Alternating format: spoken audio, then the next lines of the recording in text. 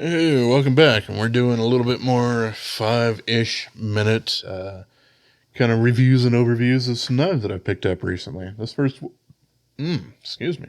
This first one is a TwoSun here. I am not the first owner of this guy here. As we can see, we have a really, really strong back spring on this slip joint. This is the TS160 dash NEWSJ. I'm not sure exactly why they have that as a designator. I guess because people saw this and thought it was a locking mechanism of some sort. I'm not quite sure, but yeah, it is what it is. This is a tiny titanium scaled slip joint here with a really, really interesting back spring sort of thing going on here. This is in M390 blade steel. These aren't made anymore. I certainly picked this up as a used knife. It was new in box or whatever. And as we can see, I do have just a little bit of marring going on the blade. This was kind of my first attempt at using the Worksharp Pro PA little knife table sharpening thing there.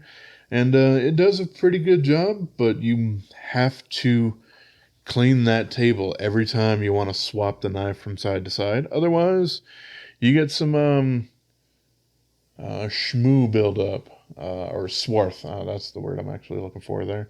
And yeah, that'll mar your blade. So, just another reason why I don't really like sharpening on a table, but it's the same kind of thing that can happen from using an Apex Edge Pro or something like that. So yeah, that was basically it. The M390 on here doesn't really seem like it's incredibly soft. This did take me quite a bit of work to actually get the edge up there. Still, this isn't going to be anywhere near as hard as some other manufacturers' M390, but still, this doesn't seem like a crazy slouch like some of their slip joints had.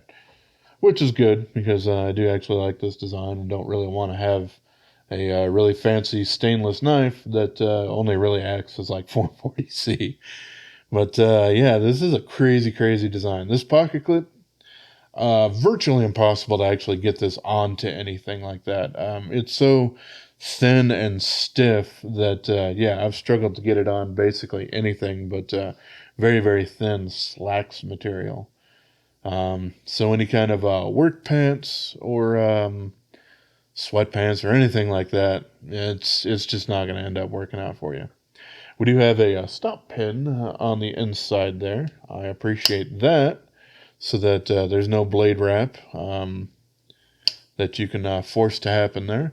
We have a little bit of a lanyard post on the back there, just past the back spring, and of course that last little barrel spacer there that the pocket clip kind of attaches to.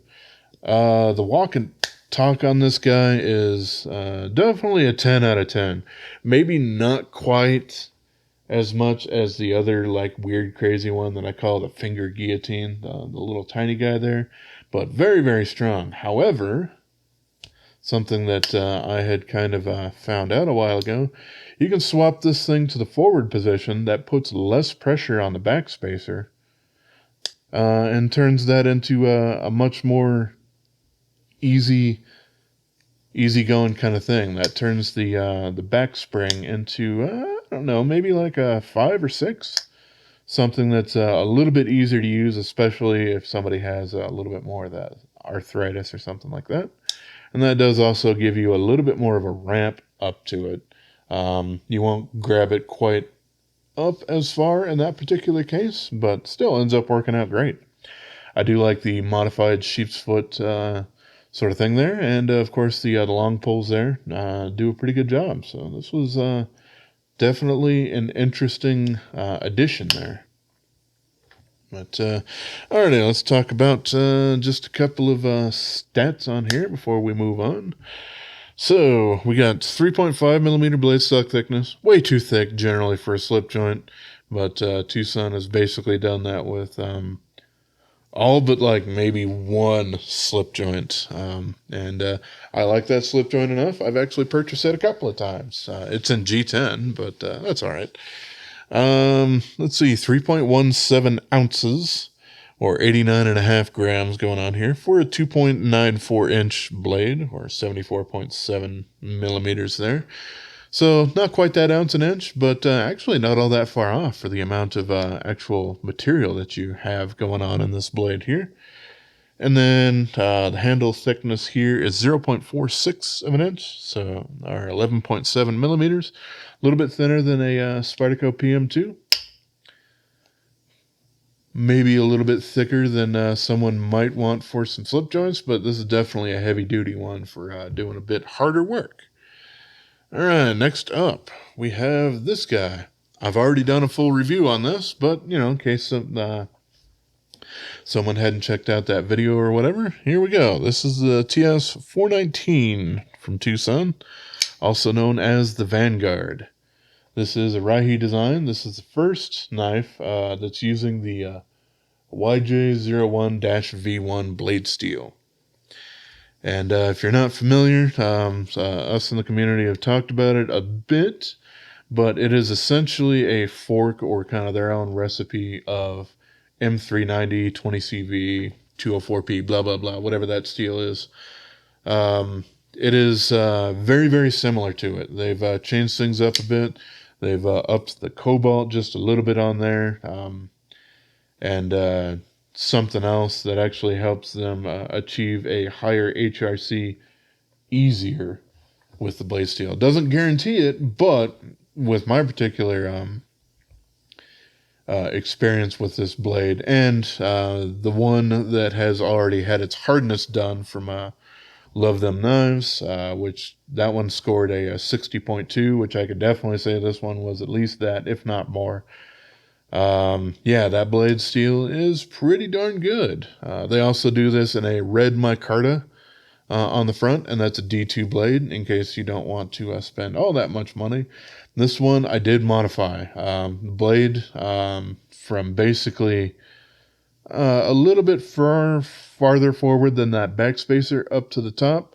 That blade way too close to the spine. It has what I call a snaggle tooth. Your mileage may vary, but you could easily end up cutting yourself if you're sliding your hand into your pocket and moved across there. Like I said, I did modify it. I ground quite a bit off of the blade from basically about there to there, and then resharpened the blade.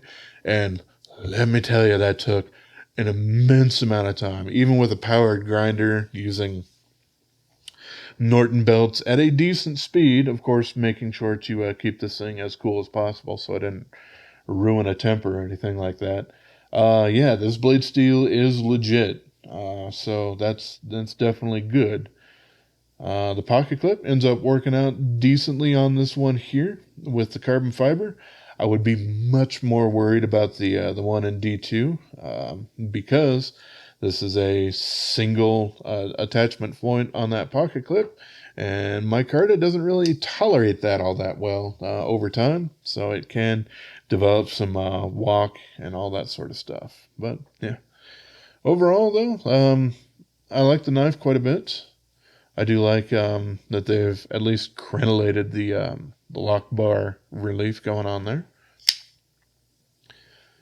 For me, it's a fairly large knife, but the handle on it, interestingly feels just a little bit cramped for me if I want to get a full 4-finger grip on there. If I want to have my finger in that groove where it's supposed to be, this is much more a 3-finger knife. That and the hole on this blade, decorative only. It is way too close to the pivot for you to really have any kind of leverage in opening it. So flipper tab only there. And then we have a little lanyard loop going on the back side of it. The action is pretty good. It does have the call-out pivot collars. A lot of people don't like that, so definitely keep that in mind if you are interested in purchasing these guys here. This guy is a little bit more expensive than pretty much any of the other TwoSuns. I think I paid probably like 120 something, or maybe 120 or 130, somewhere around there. And it's hard to find them in stock for actual sale. Most of these went by auction, but I do think that I have seen it for retail, and yeah, it's right around that. I think $130 something price, which for the steel, not all that bad. It has a lot of similarities to the TS380 that I've reviewed in the past. That one's nowhere near within reach of me at the moment. Otherwise, I would pull it out. But for me, that one kind of wins out a little bit because the handle easily accommodates my larger hands, and also doesn't really have the problem with the blade sticking up too far when the knife is closed, making it a little bit less safe to carry overall. But still, it's an interesting first attempt at these guys. I do hope I see a bit more of that blade steel in the future because it seems to have a lot of promise. Next up, something much more budget friendly. We have a Sencut here. This is the Sencut Serene. This came out just a little bit after the Cubit, as well. You saw from my last video, if you'd seen that one, where I actually took a look at that one. This one is also aluminum. In this case, I got the blue with the satin blade on it. But of course, I think like the other one, you could also get this in red with a black blade. I wanted to get something that kind of differentiated it between the Cubit a bit. So yeah, there we go. This one, larger knife than the Cubit for sure. Oh, you know what? I didn't do the rest of the stats on this guy, so let's go ahead and do that super quick. 3.85 millimeter blade stock, 4.67 ounces or 132.5 grams, and that is for a 3.42 inch blade or 86.6 millimeters. And the handle is 0.56 of an inch or 14.3 millimeters, but of course we have quite a bit of contouring going on there. Okay, back to the Serene here. This guy has a flipper tab as well as thumb studs going on there. Thumb studs can just barely cross a bit of the cutting path at the end there. The plunge grind, at least, is pretty darn quick to get down there. So you do have a bit of life to sharpen off there before you would end up worrying about that. But still, it's a bit close, so just be careful as you're on your way there. I have nicked the anodization on both sides there while I was trying to sharpen that thing. Something that unfortunately does happen on some knives. For me, it doesn't really bother me all that much, but if something is a safe queen for somebody, yeah, it could happen, but at that point, they're never going to sharpen it, so they're not really going to end up dealing with any abrasives that might end up scuffing it. Excuse me. Like I said last week, one of the things that set the Cubit apart from this guy here is we don't have a little channel for the pocket clip. It sits on top of the scales rather than inset into them. At least we can still swap it over to the other side there. This does have just a little bit of play, but this is quite a bit stronger than if they do the mounting into G10 or micarta like I've experienced on some others.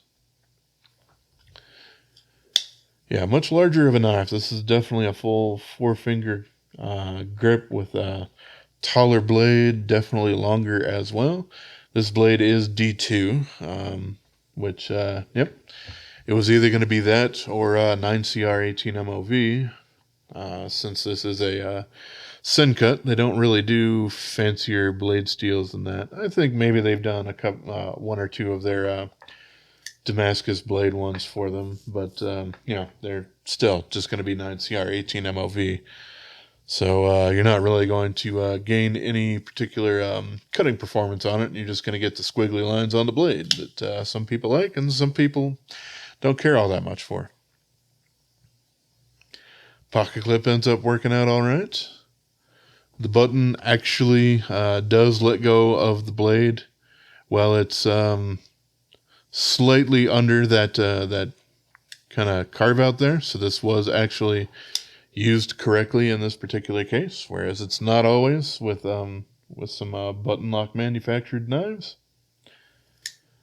And yeah, the action, super nice on this guy here. Don't really have a whole lot of complaints on this one. I really think that they knocked it out of the park, and surprised that they actually released this guy for as cheap a price as they did, which was somewhere in the 40s, 45, 48, somewhere around there, which, yeah, it's pretty darn fantastic for the materials you're getting for it. We have a 3mm blade stock thickness, much thicker than the 2.2 or so that the Cubit was. That's much more in line with where the rest of Sencut and Civivis are. Very nice and thin, slicey profile, as pretty much everything from the company is. Let's see. Weight on this guy, 3.44 ounces, or 97.5 grams. And that is for 3.48 inches of blade, or 88.3 millimeters. So, just barely, it does get that ounce and inch mark going on there, in case that's something that you actually care about. And it's 0.46 of an inch thick here, or 11.7 millimeters. In this particular case, they probably could have saved a bit of weight by doing some weight relieving on the inside, but of course that would probably bump this knife up maybe another $5 or $10 or something like that at retail. So I can understand why they didn't. Yeah, it's a pretty darn good one, as long as you know, you're still okay with D2, which most people, myself included, are kind of getting a bit fatigued with. But all right, we have the next one here. This is the Petrified Fish Morse. This one, I think, honestly, did have a designer associated with it. I could be wrong. No, it does. Heck if I can actually remember. I'll try and put it up here.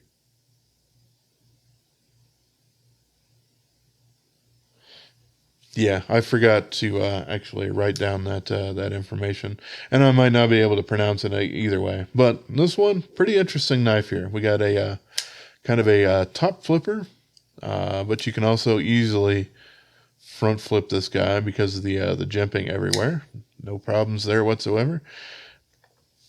We have a two-tone G10 for these guys here, and they have quite a bit of a different kind of colorways going on here. I got the red and gray just because that was kind of the one that I wanted with it. Nice that we can swap that deep carry pocket clip, and that is absolutely deep carry. You're not going to see anything sticking out there. So that's perfectly great. We have nested full steel liners on this guy. Also really good. Quite nice as far as the action goes on this one as well. I like the blade shape quite a bit on this thing. It is just kind of a bit of an aggressive drop point, but very versatile. This thing does, however, have a bit of a thicker grind than I was kind of anticipating when I purchased this one here. So, you know, the blade's not super crazy thick or anything like that, but it still feels, even though I've reprofiled this quite a bit, still feels like there's a bit more resistance than I actually want for doing some very slicey kind of cuts.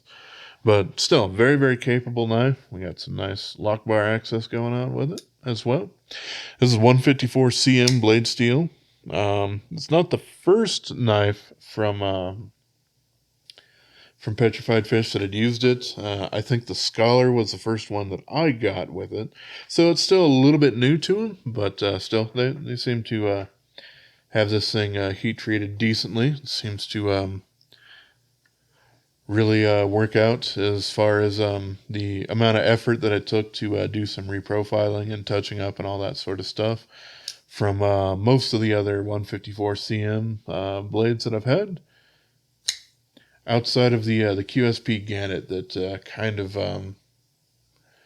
made me a little sad with its performance, but that was just my particular piece. Not really sure I can prove that they're absolutely terrible with their whole heat treating. I just kind of got a little bit more of the short end of that that particular batch or something like that. But yeah, do not know what the if anything at all, this actually says on the little Morse code thing there.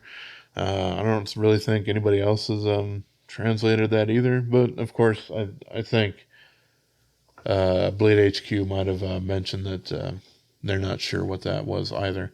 But yeah, there we go. I did mention that you can swap the pocket clip on this guy here. With the curve to the top here and how thin it is, I really cannot do a one of those reach around flick sort of things with this thing. It's just not designed for it as far as my hands are concerned. But still, very, very easy to front flip or, top flip with the thumb there.